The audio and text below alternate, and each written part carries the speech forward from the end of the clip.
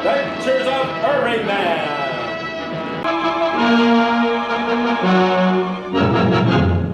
It all began about a year ago. The Metropolis Symphony Orchestra was trying to play Beethoven's Fifth, but the players had their pages upside down. Shortly before noon at the city airport, the Silver Star was taking off on its regular run to span the continent. The plane had already passed the city's outskirts and was gaining altitude when it happened. The debris rained down directly on Perry White's head. It was horrible. Minutes later, the phone rang in Editor Perry White's office of the Daily Planet. An obviously disguised voice asked that a notice be published in the next edition demanding $100,000 from the city, or the Crane steamship lines would be next on the list of the wrecker. Perry warns them, and every ship is scoured for explosions or anything else suspicious. The wrecker had carried out his threat. A train is next. Inspector Henderson calls a meeting in Perry's office, since that's where the wrecker's calls come in. Plus, it saves the expense of building another set. Now, you gentlemen control the 3 major transportation systems operating within this area. I brought you here because we need your help. Are you suggesting that we submit to this wrecker's demands? Hardly. You don't starve a blackmailer by feeding him. And you don't run a railroad by permitting its destruction. Or a steamship line. Suddenly, they're all on board with paying this guy whatever he demands. Do you realize you'd be playing directly into the hands of this criminal? Well, I don't want to be a hero. I'm a practical man. But that wouldn't stop the sabotage. What will? Catching him? That concept doesn't seem to have occurred to any of them. He's as anonymous as a shadow. Just a mysterious voice on the telephone. What about that voice, Perry? Was there anything about it that might give us the slightest lead? Not the voice, no, but ever since I got that first call, I've been trying to identify a strange sound behind it. It sounds a bit like that noisy young people's music, but not really. Well, it's like a repeated thump, followed by the clang of a bell. So it is that infernal young people's music. Bill Turner and Big Joe Haley and the Comets and all that racket. You know, I'll bet if I do this with my hair and this with my glasses, I can make that seem pretty authentic. Clark tried to trace the calls without success. Whoever it is that's making these calls must be using a portable telephone, tapped into an existing line. Might the phone company have a way to sniff out such a tap? Or can the call be traced back to the number that's being tapped? Right now it doesn't matter. He's calling for Mr. Crane, the shipping guy. Clark and Lois are listening on another extension. Hello? Crane speaking. Holding secret meetings at the Planet office won't help you, Crane. You know about it, so it's not very secret. He says, you have a liner due to sail at 2 p.m. At 1:45, I'll destroy it. Henderson has a cordon of police all around the pier, and Perry has put a notice in the paper asking for Superman's help. On the assumption that he'll respond, our reporter trio are there to cover it. Inspector, if you don't mind, I'd like to stroll down the pier and take a look at that last-minute loading. Sure, go ahead. Thank you. Looks like he won't disappoint them. 1:45 exactly. I don't see anything or even hear anything. Of course not. We've stopped the wrecker cold.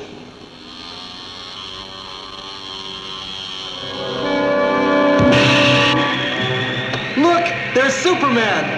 Well, the danger's past. What's he here for? Could it be he knows something you don't? Or maybe he can hear something you can't? Nah, call it a publicity stunt.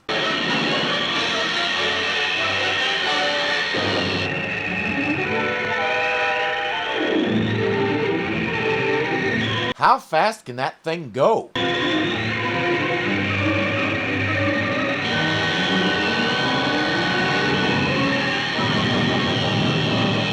Drag it out, draw it out, way out.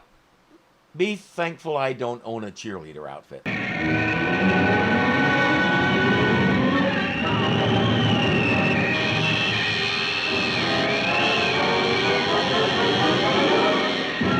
I know. Superman was hearing propeller noises, but that thing looks like a jet. The propellers are inside, you see. That's why only Superman can hear them. This innocent appearing little toy isn't as harmless as it looks. It's equipped with a high explosive warhead and a radio control unit that will guide it to its target. This little toy is a high explosive. I'm going to sit here and bang it on my desk while I tell you about it. Well, I'll take this little plaything down to the crime lab. Maybe they can trace it down. Maybe they can find some fingerprints now that we've all handled it. The wrecker is calling again. Superman's powers cost me a victory, but he has one weakness. Even Superman can only be in one place at a time. I'll defeat him merely by destroying a dozen targets simultaneously. You wouldn't dare. Must I prove it? Or are you ready to meet my terms? And there's that sound. It sounds to me kind of like a small pile driver or maybe a cartoon character banging his head against a wall. But there's not much choice. How does he want to do this? I want $100,000 in small bills wrapped in an unmarked parcel. At 8 o'clock tonight, place the package on the tree stump you'll find in the city park, 50 feet east of the bridle path just north of the lake. He has to know police are going to be all over the park, so how is he going to pull this off? Well, we've waited long enough. The wrecker isn't going to show up. Maybe the cordon of police we staked out scared him off. Well, there's nothing left to do but go over and get the package. Come on. All right. Now, this is interesting. What do you know? Oh, jeepers, the money's gone. Nobody noticed. Nobody also bothered to ask if that stump has always been there. Short version, it's a fake, and there's an old water tunnel running under that spot. A trap door in the top of the stump, and voila, the package and the wrecker are gone without a trace. Not that it'll do the wrecker much good. All he got for his trouble was a nice, bulky package containing strips of blank paper. So that night turned out to be a bust. Clark says, let's unwind a little. Oh, gee, I think that's a wonderful idea, Mr. Kent. It's getting late, Clark, and I'm in no mood for revelry. We might pick up another clue about the wrecker. Here at a carnival? Here at a carnival. I think he's identified that weird sound. Jimmy's buddy, try it again.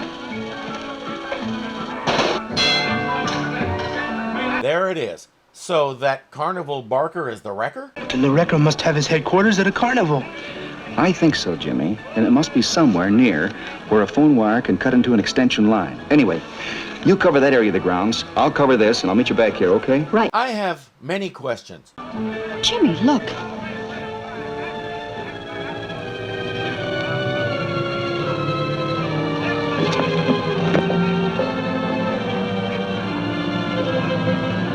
Jimmy, look! Somebody's house! Let's go invade it!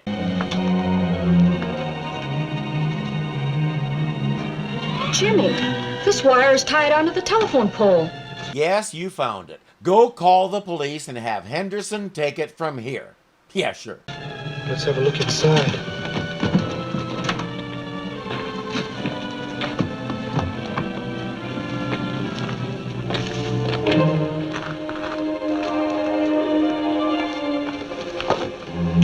Turned out it was the milkman. When he saw Lois, he hissed, "I told you never to meet me here."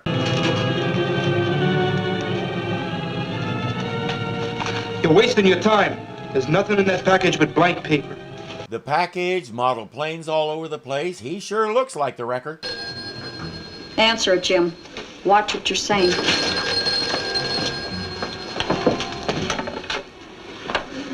Who is it? You know very well who it is, Hatch. Did you get that package? Yes. Then hold on to it. I'll be there shortly. As we suspected, this guy is just a gopher. Jim will tie him up with some wire, then they'll go find Clark. No. You left him alone? Well, come on. He might get away.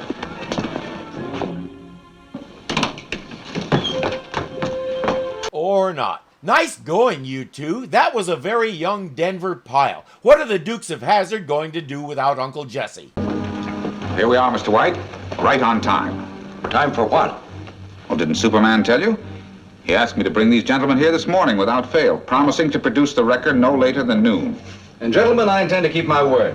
He sets out what may be the worst kept secret of the episode. One of these three is the wrecker. He hired Mr. Hatch, a lifelong criminal with a background in electronics and aerodynamics, to make those little planes and blow all that stuff up. So which one is it?